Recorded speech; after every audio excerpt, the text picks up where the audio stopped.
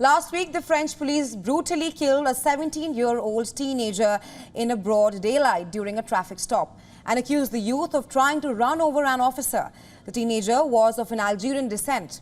The killing of the teenager has triggered massive demonstrations in the country. It is the fifth consecutive day of clashes today. The United Nations has said that France must address deep issues of racial discrimination in its police force. However, French President Emmanuel Macron has downplayed the deep-rooted racism over the teenager's death.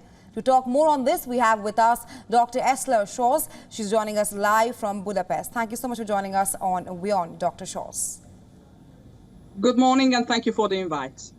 Right, Dr. Shores. First of all, give me a sense of what is going on in Paris. It is the fifth day of riots after the killing of the teenager, and we have learned that you have just come back from Paris. Tell us what is happening there.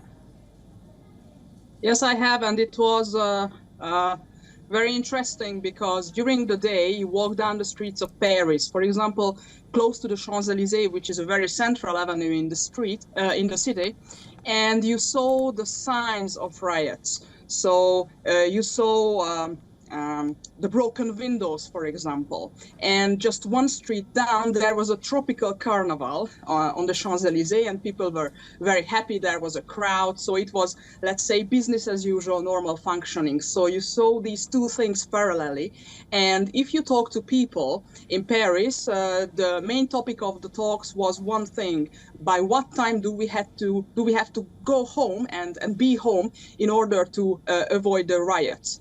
I have to also add that last night seems to be a little bit quieter than the nights before. There were only 78 arrests, so it seems that this the intensity of the conflict is diminishing right now.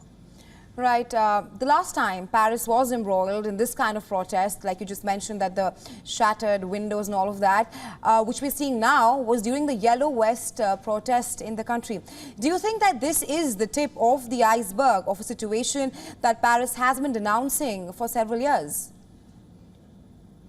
You know, we've seen these types of situations for years or even decades. In 2005, when I was a university student in Paris, there were similar riots when two young people were killed after a police operation, and there were riots and discontent for weeks. So this is not something that is new. Everybody knows that there are very, very deep problems in the French Republican model, because the French Republican model works for some people, but many feel that they are not the beneficiaries of this model. Maybe we can talk about it. And this is not a new issue. We know that it touches upon education. We know that it touches upon security and policing. We know that there's a social aspect, there is a racism aspect. So all these things come together. And now these crisis symptoms have become so complex that it's very difficult to, solve the complex problem. And the political debates in French politics right now are about the tools, the points to touch first. Do we start it with security issues? Do we start it with the social aspect? Do we start it with racism? And political parties and different groups differ on this issue. So this is going to be the political debate, the major political debate of the next coming days. Right, Dr. Shores, you mentioned of how there are loopholes in the French police system. In your viewpoint, how do you think France can actually address this very deep issue of racism right now? I think two things. Two things are very important. One is that the young people who feel that they have no hope, that they are not the beneficiaries of the Republican system, in some way it would be very beneficial if they would feel that, yes, we also have hope. The French Republican system tells people that if you work, if you do what you have to do, if you struggle and strive and do what you have to do, then you will be able to not only get by, but to be successful and to occupy your place in society. And these people tell journalists that they are 14 years old, 15 years old, and they already feel that they are being pushed toward professions, toward social status and occupation where there is little hope, when where they feel that they cannot be really successful and elevate their position in society. So one thing would be is to give hope, to create a feeling that the French Republic is for everyone. This is one thing. And the second is the relationship of the state and the people, especially these young people. There's a lot of talk about community policing.